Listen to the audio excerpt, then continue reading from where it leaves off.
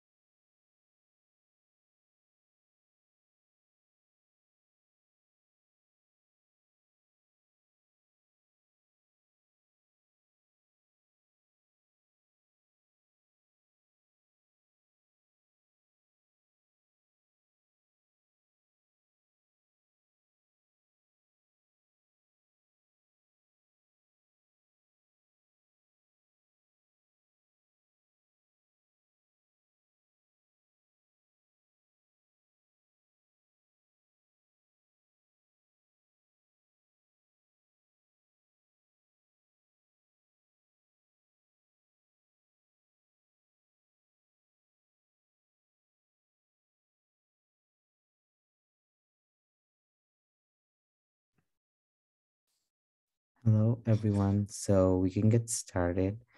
So thank you for coming to our presentation today. We're the Social Science, UCI Social Science Academic Research Center. I'm a peer consultant here at SARC. My name is Akib Rahman, pronouns he, him. I'm a fourth year double majoring in political science and international relations. So I have my other co-peer consultant with me today. Morgan, do you want to introduce yourself? Yes, my name is Morgan Jones. My pronouns are she, her, hers. I'm also a peer consultant at the Social Science Academic Resource Center. And my major I'm a double major, business economics and political science. Well, yeah, we just get started. We're just gonna start off with some simple definitions. Go ahead, Akib. So our presentation is today on how to get started with research, same as what the presentation topic says. So some key definitions to remind you or like to know before starting your research would be like, what is a research? What is an academic research? So an academic research investigates writing based upon the idea of scientific inquiry. So that may be from any fields, both from the STEM fields and non-STEM field too. And another important definition would be a research lab. What is a research lab? So it's a space on campus that you can do research and can conduct research. So there's, as far as I'm not from a STEM background, but I know there's a lot of STEM research labs all around campuses. And I also know there's like research lab for, say, statistics, research on statistics, and other social science majors or topics that you can find on campus. And then comes independent study. So an independent study allows a student to work with an instructor independently to do their research or experience. For that, you have to enroll in a class too, and you get credit for it. It's usually if you go to, say, your major, say, is closed social sciences, go to international studies, and at the very bottom, if you scroll down, you can get the independent study classes. I think they're 190 series as far as I know.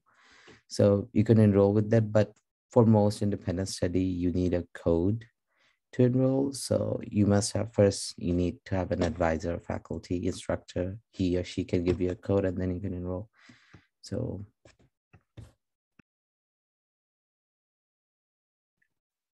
and then there's going to be the principal and investigator, which is going to be the leader of the lab and usually a faculty member.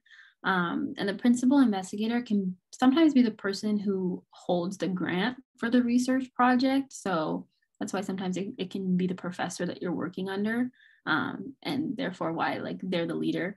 So, and there's also research assistants who are students who join existing labs and help with the aspects of the lab's research. So when you say that you're interested in research, this is typically the position that like a student would take on under the professor. You'd be a research assistant, just assisting with anything that whoever's leading that research project needs help with. And then 6 is going to be the paper. And it's just going to be an article that's published and is considered a scholarly work. So this might be like what you're working towards, you know, throughout the entire research project. This is kind of maybe how you like showcase your research and the findings that you found. So yeah, it's going to be published. It's pretty cool. And so first we're going to think about academia and what is academia. So academia is the community that pursues research, education, and scholarship. You know, so academics are going to typically make up like a group of people who make a living or are actively pursuing degrees towards making a living as college professors in academia. And once they've earned these necessary degrees, that's when they're able to kind of pursue research in any corner of knowledge that they choose. And research is a way to study unanswered questions and solve problems scientifically. It might be difficult sometimes, you know, in academia to come up with original ideas, but just keep in mind the people who are interested in research and starting these kinds of projects are dedicated to understanding these complexities in their field and answering and asking all of these interesting questions and further expanding their research. So you can study a variety of spectrums within research. And some examples are social, political, clinical, and psychological. And then there's going to be 2 types of research. The first is going to be qualitative, and qualitative research is basically just like firsthand observation through things like focus groups, or this could be like documents, artifacts. This is going to be data that is generally non-numerical. So interviews, sometimes with qualitative research. I learned in one of my classes that I took last quarter, I think, that like it was an anthro class, and a lot of anthropologists will go and have to do their research through things like interviews because they want to be having holistic research, and those interviews are really important for actually getting these like important conversations and like being able to actually learn from the people that they're trying to study. So that would be qualitative. And then quantitative would be using numbers and data to define outcomes or trends. So it can be used to find like patterns, averages, you're making predictions, testing relationships, and you're kind of generalizing results to wider populations. So this is like the other side of research, more mathematical and numerical, but still really interesting. And then an action item, it would be to take classes to learn more and use online resources. So, you know, you always want to be thinking about what your interests are, and taking classes is definitely an important way to do that. It's always really cool to be able to go and do research with a professor that maybe you've had a class with, you've been able to, you know, find out what their interests are, and, you know, you find their work to be particularly interesting. But, you know, the SARC website is also a really good resource for, you know, getting more into research. We have a research guide where you can work on defining your interest, finding tips for reaching out to professors, and you can also gain insight on school and university-wide opportunities. So I'm going to include a link to that in the chat. And yeah, we can go to the next slide.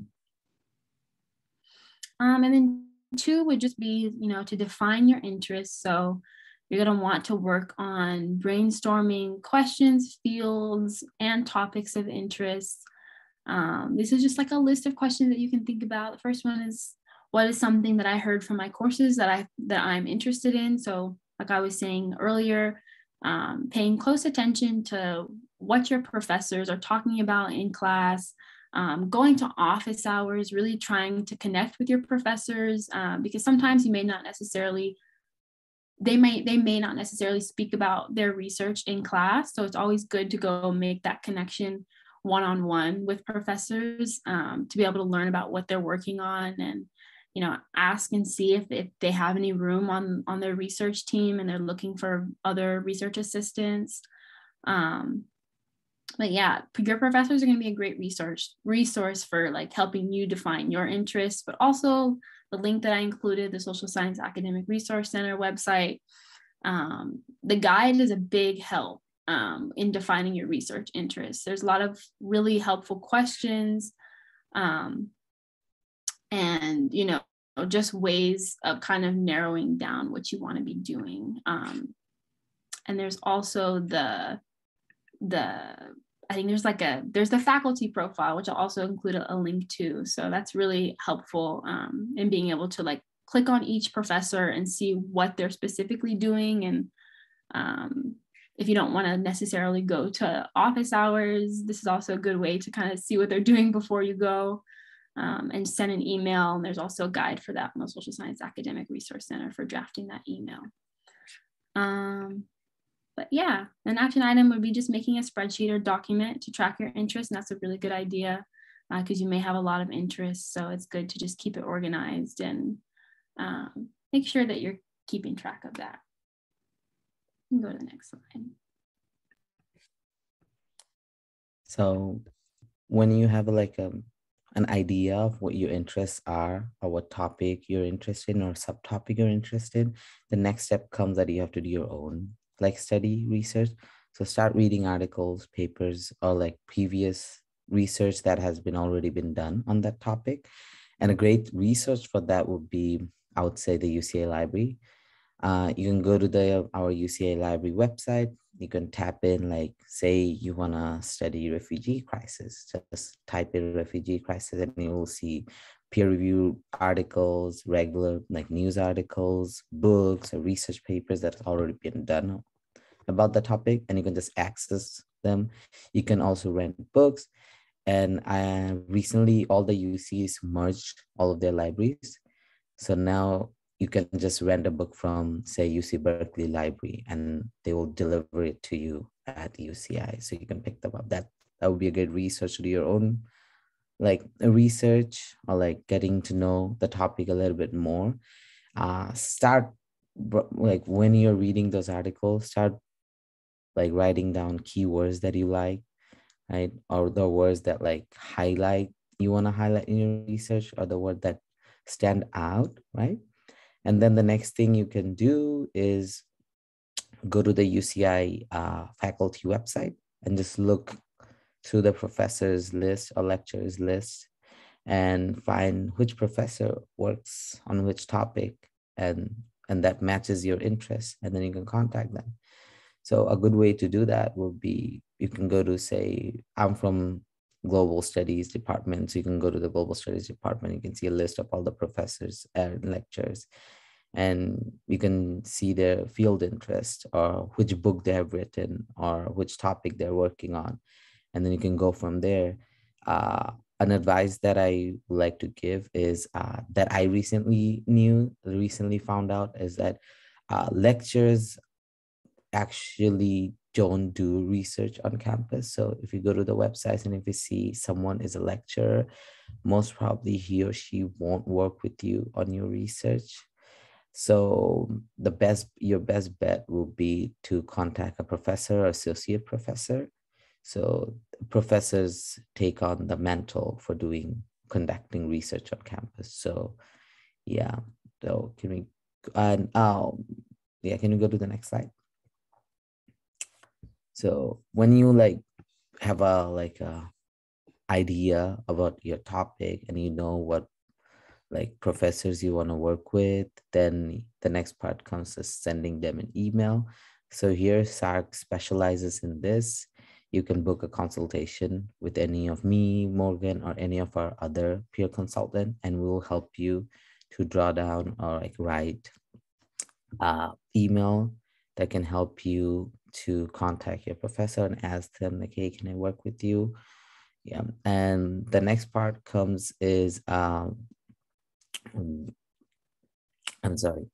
So yeah, you can do that. You can definitely contact SARC, and then you can discuss multiple topics with your professors. When the professors say agrees to work with you, then you can set up a Zoom meeting with him or her, or you can just meet him in person. If now campus is open, you can talk with them on your proposal, research opportunities on campus. A great research opportunity on campus is Europe. So they do a lot of funding. You can apply for Europe grants. So for a regular quarter, it's between $200 to $1,000, but the average is around $800. But if you're doing a group project, it increases. And if you want to do research during summer, there's another grant for like the Europe Summer Program, and that's a maximum $3,000. So I think the average is around 2,500 that each student gets. But then again, if you're in a group project, they'll increase the funding. So you can ask your professor or advisor that you're doing research with to help you with your Europe applications and proposal. You can request your mentor to help broaden your like research, because like when I started research with Professor Bui, my topic was like really broad. I couldn't like pinpoint on one specific topic or one specific thing. So he helped me like polish my thesis statement, polish what I'm talking about. So we did a lot of drafts, I think more than 10 drafts. So, and every time it became a little bit better. So a professor would definitely, an advisor would definitely help you to do that. So this is like if you're a third year or second year, this is like the best time to start networking with professors, because in most cases professors won't work with you if they don't know you. So start going to professors' office hours. If you like a professor, if you like a class that they teach or that interests you, start going to the office hour, start sending them email, right? And another good thing would be start checking the honors program that your specific school has. I know for School of Social Sciences, I'm from Global International Studies Department. Our honors requirement is a 3.5 overall GPA. Now 3.5 GPA on my major courses for Global Studies Department. So you can apply to be honors student, and if you get into the honors program, then they will actually help you to find a research advisor. You also get unit, like 12 units in total, because you have to take 3 classes. If you finish all 3 classes, you get an honors designation and your certificate. And you also don't have, it also fulfills your upper division writing requirement. So yeah, that's a plus. So if you want to go to the next slide. So yeah, so as I said before, as Morgan said, we at SARC, we have a database for helping you with research. We are also here to help you ask a professor like how to start a research. So if you want to keep in contact with us, then I think the best way would be to go to our website. I think the link is already in the chat. Go to our website and you can schedule a consultation hour. I think that would be the best option. And if you want to talk to someone specific or like any of the professional staffs, then you can send an email, right? Follow SARC on social media, right? We update our programs every week over there, and if become a member of the SARC newsletter. Yeah. Does anyone have any questions?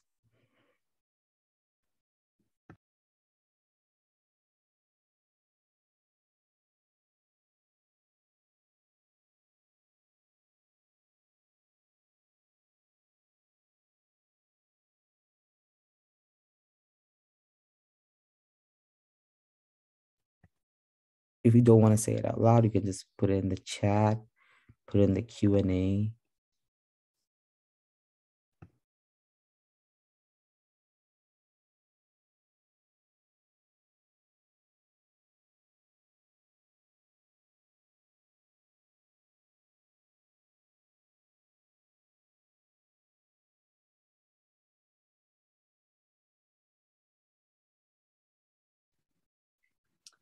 Well, you can always just, put them in the chat and also the Q&A feature. But I mean, as Aqib already said, the best way to get, if you ever have any other questions that you don't necessarily want to ask right now, making a consultation is the best thing you can do. You can answer all your questions in one sitting. And the consultations are very helpful. So, yeah.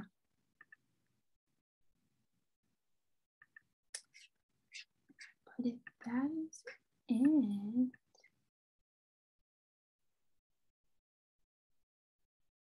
we'll give it another minute, another second. If anyone has any questions.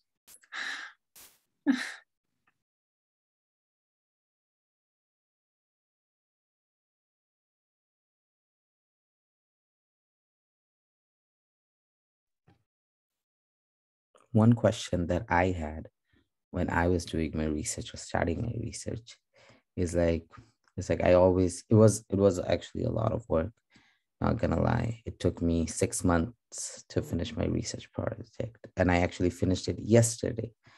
So it took me 6 months. It was a lot of work. So while I was doing the work, I always asked myself, like, is it worth it? Like, I don't have to do this. This is like an extra pressure that I'm taking on myself. And like now, after finishing it, I can answer that question to myself. Yes, I think it was definitely worth it. It did not only broaden my perspective of the topic that I was interested in, and it also is a very good, I would say, a tool for getting into grad school. A lot of grad programs ask or like want you to do a honors thesis or like a senior thesis. So, and many programs ask for a writing sample. So you can use that as a writing sample. You can put that in your resume that you did research. You did like a faculty mentored research. Yeah, that actually looks good on the resume. It can help you, not only grad school, it can also help you to land any future jobs. Like if you want to work around that subfield. And many, like doing research, say for a year, a lot of jobs, they take that, or they consider that as a like an experience. Say if you want to go into a job, some jobs ask for like, oh, how many experience do you have working in that field? Say I'm doing research on refugees. So if some, like say I want to work with like UN or UNICEF, they ask for like how many years of experience you have. In many cases, your research experience, like say 1 year, 2 year, how many months or years you did spend on the research, they can consider that as a like an experience that you had. And they can, so you don't have like a year of like a professional experience working in a professional setting or in a job setting, but you have like a year experience of research, so they'll still consider that. So that's a plus.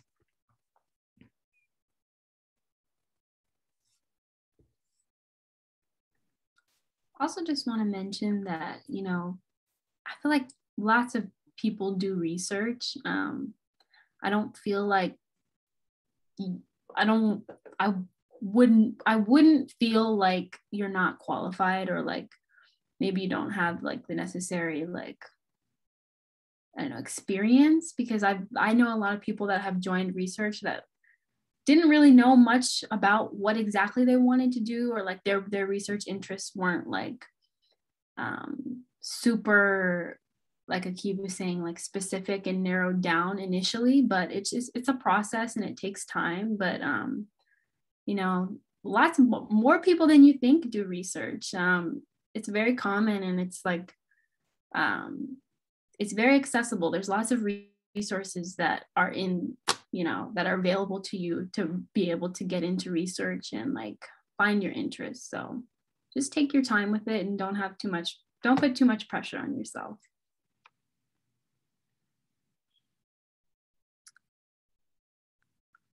Yeah, if there's any more questions. Don't have any more questions, we can wrap the session up. Thank you so much for coming, everyone. So if you have any future question, just send us an email. Our email is sarc@uci.edu, and schedule a consultation hour, or like follow us on Instagram or Facebook. So yeah, thank you so much for coming, everyone. Bye.